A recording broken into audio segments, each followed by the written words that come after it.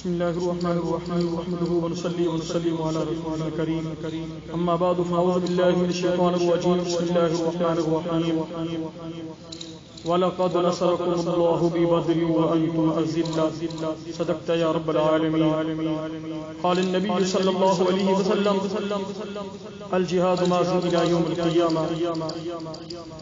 قال صحابة محمد صلی اللہ علیہ وسلم نحن الذين بايعوا محمدا على الجهاد ما بقينا ابدا. سب سے پہلے درود شریف اللهم صل على سيدنا مولانا محمد وبارك وسلم تسلیما كثيرا. میرے انتہائی واجب الاحترام دوستو، بزرگو، بھائیو، آج کا یہ عظیم الشان دن 17 رمضان المبارک بروز منگل 1443 ہجری میں یہ دن گزر رہا ہے. یہ عظیم الشان جو تاریخ ہے 17 رمضان المبارک میں غزوہ بدر کا بہت ہی عظیم الشان مارکا لڑا گیا تھا، جو کہ غزوہ بدر سن 2 ہجری بروز جمعہ 17 رمضان المبارک بمطابق 13 مارچ 624 عیسوی میں مدینہ منورہ سے 120 کلومیٹر کے فاصلے پر بدر بن حارث کی طرف منسوب ایک مقام بدر ہے، وہاں پر یہ عظیم الشان مارکا لڑا گیا تھا، جس میں مسلمانوں کی تعداد 313 تھی اور کافروں کی تعداد 1000 تھی. اور مسلمانوں کی جو 313 تعداد تھی، اس تعداد میں مہاجرین کی تعداد 77 اور انصار کی تعداد 236 تھی.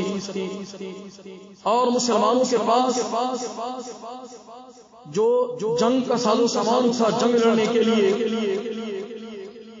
2 گھوڑے 70 اونٹ 6 زرہیں اور 8 تلواریں تھیں. تو میرے مسلمان بھائیوں، یہ ایسا عظیم الشان غزوہ ہے جو کفر اور اسلام کے درمیان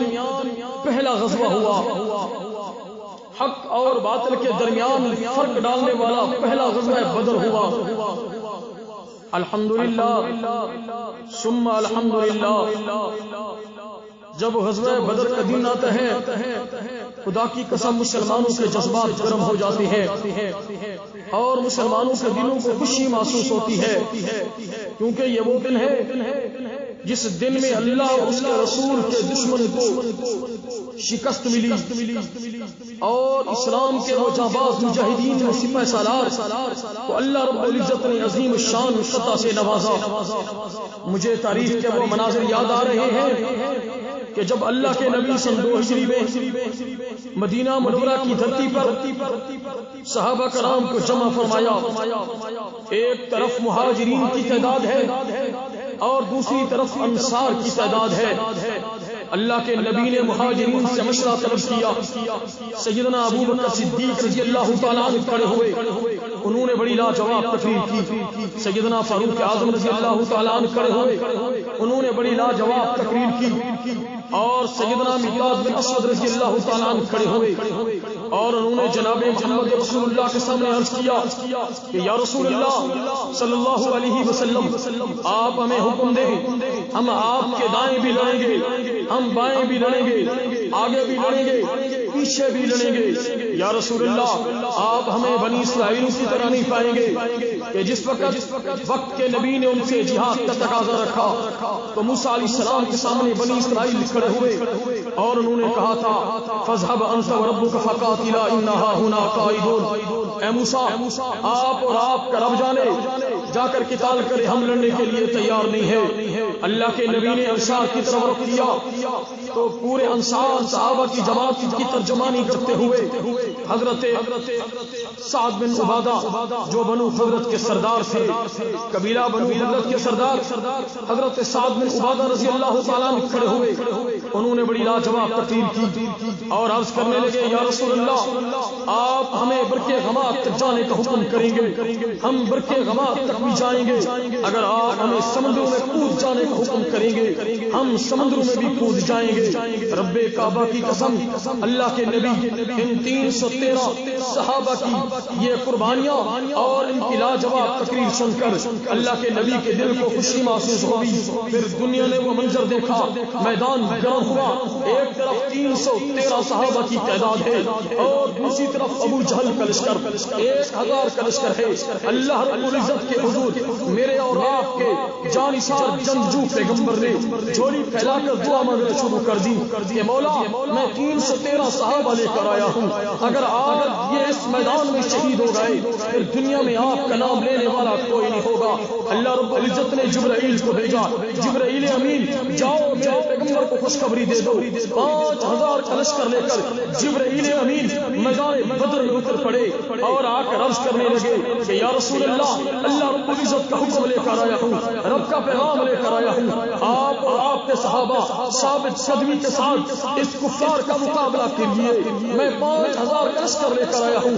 آپ کی مدد کرنے کے لیے تیار کھڑا ہوں۔ پھر دنیا نے وہ منظر دیکھا، اللہ رب العزت نے 313 صحابہ کو عظیم شان فتح سے نوازا اور 1000 کے لشکر کو شکست سے دوچار کر، جس میں 70 کافر مارے گئے اور 14 صحابہ شہید ہوئے۔ اور غزوہ بدر مسلمانوں کے لیے حجت ہے، قیامت تک آنے والے مسلمانوں کے لیے دلیل اور اعلان ہے، رب تعالیٰ کا اعلان ہے مسلمانوں اگر تمہارے سامنے بظاہراً کافروں کے ساز و سامان اور ان کے آلات اور ان کی دھمکیاں تمہارے سامنے آئیں، ان کو دیکھ کر ان کی دھمکیوں کو سن کر تمہارے حوصلے پست نہیں ہونے چاہیے۔ اگر تمہارے دلوں کے اندر تھوڑا سا بھی خوف ہو تو غزوہ بدر میں 313 لڑنے والے صحابہ کو یاد کر لینا، تمہارے دلوں سے خوف اور بزدلی بھی نکل جائے گی اور فتح تمہارا مقدر بن جائے گی، فتح تمہارے قدم چومے گی۔ تو میرے مسلمان بھائیوں، یہ وہ عظیم الشان غزوہ بدر تھا جو کفر اور اسلام کا پہلا معرکہ لڑا گیا تھا اور جس کے ذریعے اسلام کو 4 چاند لگے اور حق اور باطل کے درمیان فرق ہو گیا۔ تو میرے مسلمان بھائیوں، اس غزوہ بدر کی وثاقت سے میں آپ کے سامنے گزارش کر رہا ہوں، یہ جہاد اللہ رب العزت کا حکم ہے، میرے پیغمبر کی سنت ہے۔ آپ تاریخ اٹھا کر دیکھ لیجئے، جن لوگوں نے بھی، جن مجاہدین نے بھی، اللہ کے راستے میں لڑنے والے مجاہدین نے جب جہادی علم کو بلند کیا، میدان جہاد میں اترے، رب کعبہ کی قسم فتح ان کا مقدر بنی اور فتح ان کے قدم چومنے لگی۔ تو میرے واجب الاحترام بھائیوں، آج خوش نصیب ہیں وہ لوگ جو ہمارے ملک اور جہاں جہاں بھی مسلمانوں کے ممالک ہیں، وہ اپنے ملک کی سرحدوں کی حفاظت کرنے کے لیے اور بالخصوص ہمارے ملک پاکستان کی وہ پاک فوج ہو یا ان کے شانہ بشانہ ان کے دستو بازو بننے والے مجاہدین ہو جو میرے ملک کی سالمیت کے لیے، مظلوم مسلمانوں کے دفاع کے لیے وہ اللہ کے راستے میں لڑ رہے ہیں، خدا کی قسم ہم ان کا ماتھا چومنے کے لیے تیار ہے، ہم ان کے پاؤں کے نیچے تلوے میں جو مٹی لگی ہے ہم اس کا سرما بنانے کے لیے تیار ہے۔ خدا کی قسم ہم ان لوگوں کے جہاد نہیں مانتے جو مسلمانوں کے اوپر حملہ کرتے ہیں، جو مسلمانوں کے ممالک کے اندر انتشار پھیلاتے ہیں، جو مسلمانوں کے ممالک کے اندر مسلمانوں کے امن کو برباد کرتے ہیں اور نام نبادہ مجاہدین کو اڑتے ہیں اور مجاہدین کو بدنام کرتے ہیں اور مسلمانوں کے اوپر بمباری کر کے اور کہتے ہیں کہ یہ جہاد ہے، یہ ایسے جہاد کو ہم جوتے کی نوک پر رکھتے ہیں۔ خدا کی قسم جو میرے وطن عزیز کی سالمیت کے لیے جو لڑتا ہے جان دیتا ہے. میرے رب کا قرآن بھی کہتا ہے جو قتل او یغلب، اگر وہ قتل کر دیا جائے اس صورت میں بھی کامیاب، اگر وہ کافر کو قتل کر دے اس صورت میں بھی کامیاب. شہید زندہ ہے اور شہید کامیاب ہے. شہید اگر مار دے غازی بن جائے فسنؤتیہ اجرا عظیما. اللہ کا قرآن کہتا ہے میں دونوں صورتوں میں ان کو اجر عظیم سے نوازوں گا. تو میرے واجب الاحترام میں تمام سننے والے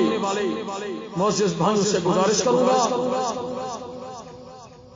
اللہ کے راستے میں لڑنے والے مجاہدین کے ساتھ تعاون کیجیے اور اللہ رب العزت کے راستے میں جو بھی کفر طاقتوں کے سامنے برسر پیکار ہمارے پاکستان کے آرمی کے نوجوان اور میرے ملک کی سالمیت کے لیے جو بھی کفر طاقتوں کے سامنے برسر پیکار کھڑے ہیں رمضان المبارک میں غزوہ بدر کی یاد میں اللہ تعالیٰ کے حضور جھولیاں پھیلا کر ان کے لیے دعائیں مانگے. اللہ تعالیٰ ان کو عظیم شان فتح سے نوازے اور فتح ان کا مقدر بن جائے. قدم قدم پر اللہ رب العزت ان کی مدد و نصرت فرمائے. میں تمام بھائیوں سے گزارش کروں گا دعا ہے اللہ رب العزت سے جو کچھ میں نے بیان کیا اللہ مجھے آپ اس پر عمل کرنے کی توفیق عطا فرمائے. وآخر دعوانا الحمدللہ رب العالمین.